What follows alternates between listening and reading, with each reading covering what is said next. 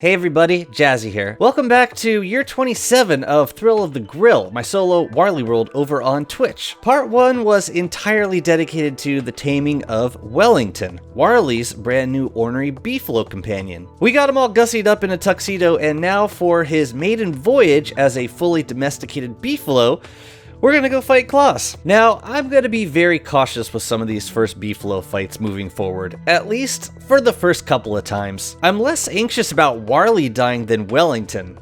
Last I checked, they don't make beef effigies for cows. So while Winter's Feast is enabled, I'm gonna warm up on Klei this autumn. I can still eat spicy goat jelly, and all of the damage boost will apply to the Beefalo. The first thing I notice is that the Beefalo attacks much less frequently than a player on foot, so even though I'm headbutting with damage that approaches a dark sword, the rate of damage is much lower because of the attack animation. I know there are ways to cancel part of this animation, but for the early fights, I'm really just focused on keeping my Beefalo alive until I get more comfortable with kiting. Remember those 3 butters we got from farming our Gossamer saddle? Here comes butter number 4 for the season, dropped from a Krampus? Are you sure you didn't mean to drop a sack, bro?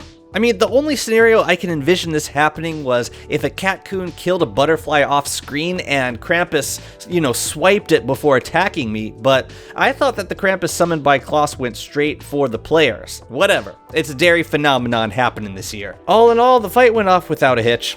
Overall, it felt a bit slower than fighting on foot, but the advantage was that it's safe and unbelievably cheap. Think about all the weapon and armor costs that a Beefalo just completely negates in a boss fight. An ornery with a war saddle is basically a slower dark sword with infinite use.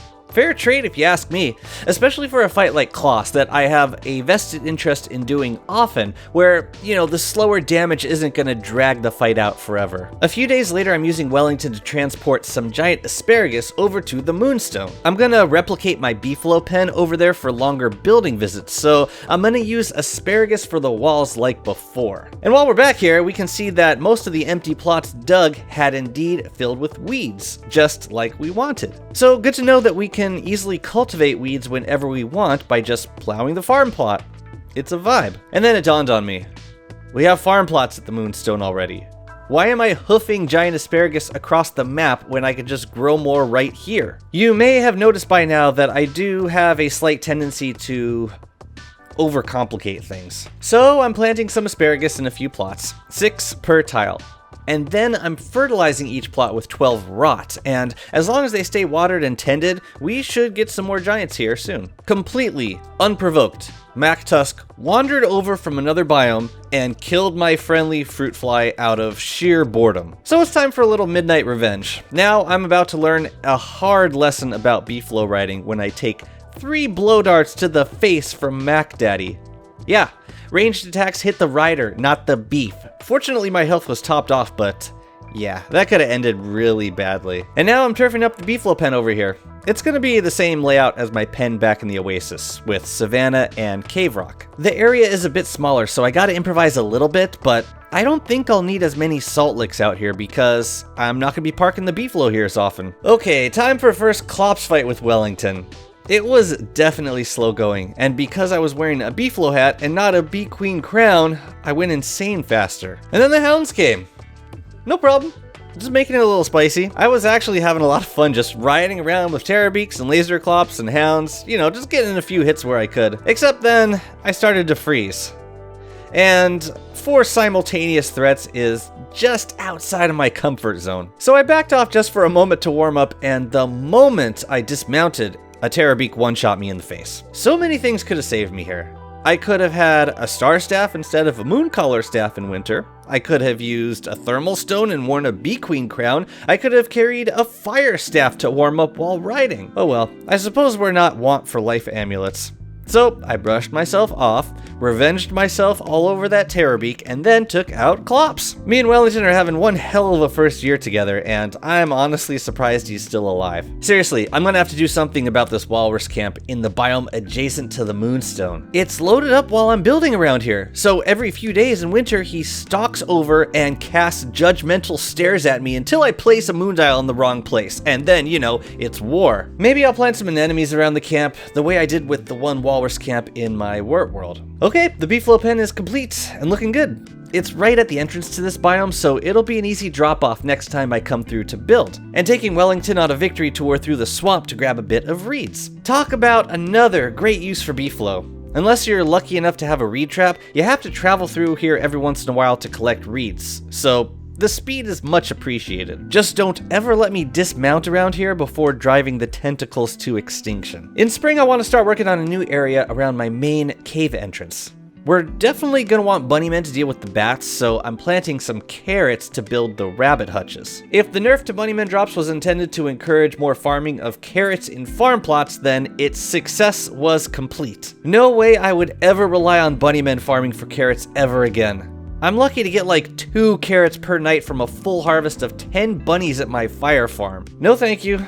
I'll plant 40 carrot seeds and come back for carrots, thank you very much. So here's the idea for the new sinkhole build. Eventually, I'm gonna want more crafted flooring along the pathway leading up to the sinkhole, and I was thinking slimy turf for the rest of the area, maybe decorated similarly to my bunnyman farm. So berry bushes, giant carrots, asparagus, maybe some carrots if I don't get lazy. But I definitely want guano turf around the sinkhole. If there was one place in the world where guano turf absolutely belongs, it's right here. I don't expect it to mask the mountain of guano that will inevitably form, but at least it will look a little less like the floor of a soft serve ice cream shop. That was a disgusting analogy, I apologize. My food bundle's dwindling a bit, so I'm making a trip over to shave the seaweeds. I cut this last one way too close to the top of day. I don't know why I play with fire around these guys. They could sink my entire setup in a matter of seconds. Anyways, while I wait for the next night, I'm repositioning a few of the boats around here, just making sure that they're close enough together and still provide access to each seaweed. Some of these are spaced out so that I need to equip a walking cane to make the leap across boats. I'm not sure why I decided to be frugal here of all places, but eventually I will probably just build more boats. And now it's time to cook moqueca. This year I'm trying out a brand new client mod at the behest of many viewers. The mod is called Crockpot Repeater by Electroly. And while you're batch cooking, it automatically fills your crockpot with the same ingredients you used in your previous crockpot. It will even remember if the ingredients are coming from your inventory or from an open container like an icebox. It's almost like Action Q for crockpots. And incredibly powerful. I'm honestly not sure how long I will use this mod because it saves an incredible amount of time with larger cooking orders, but for now, I'll bask in the speed. Thank you, Electroly. Okay, the rabbit hutches are up at the sinkhole, and now I'm building the walls around them. Here's a little building hack I like to use for my walls. Instead of making them symmetrical on all 4 sides, I like to stagger which units get walls and which get fencing. This lets me pick configurations of walls that will fill the gaps between structures a little more nicely, and won't look like they were locked into a grid. For example, I'm centering these 2 moonrock walls in the back so that they'll fill the gap between the 2 hutches. And then in the front, I'll place 2 more walls on either side of a set of double doors, so they'll layer nicely when viewed from the front. I'm giving Kloss another go in spring with 1 electric Wellington. And I'm trying to use the fire staff to cancel the ice deer's cast, but I'm not getting the timing right. I think I need to get that fire on the deer before it starts the casting animation. Honestly, I'm not even sure that I need to do this because with the Glossamer saddle, I have enough speed to just sidestep the cast without taking any damage. Something about Jazzy overcomplicating things?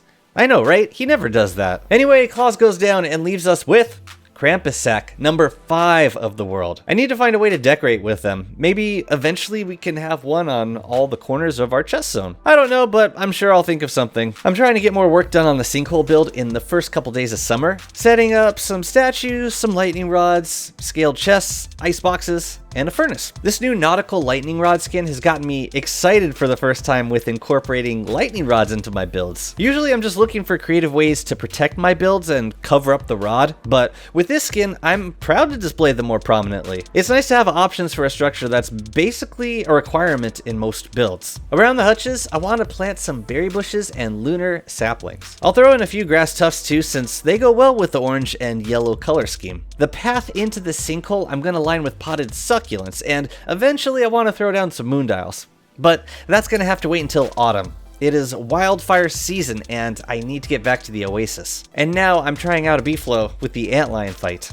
First impression is that because of Wellington's magnificent girth, I'm having a hard time spotting the spikes in the ground, before they pop. Plus, the arena just feels a lot smaller all of a sudden, and Wellington's hitbox is likely making it harder to dodge the spikes. In general, this fight doesn't cost me a whole lot of resources, like less than a single dark sword. So I may sit him out on future antlion fights because it seems like an unnecessary risk to take. But it is cool that you can ride at full speed in the sandstorm without goggles, even though, you won't see very much. That would definitely benefit a year 1 player. I spent a ton of time in the caves this summer. I'm trying to clear the entire map of rocky turf before I start dipping into the loot world for more. There's a lot left down here, but the end is definitely in sight. Maybe now that I have a Beefalo, I won't rely so much on cobble, but I don't know, I still like the way it looks. So for now, the grind continues. At least I can also collect flint from earthquakes while digging and craft even more rocky turf at a tamper later. Hutch died to the monkeys as I was bringing him into the ruins. I ran back and discovered the culprit, this banana tree at the corner of the stone wall. Hutch probably got caught right here and the monkeys just bit him to death through the wall. At least all the bundles of rocky turf dropped outside of the pen. That would have been hell to get them back from monkeys. But revenge is the name of the game this year.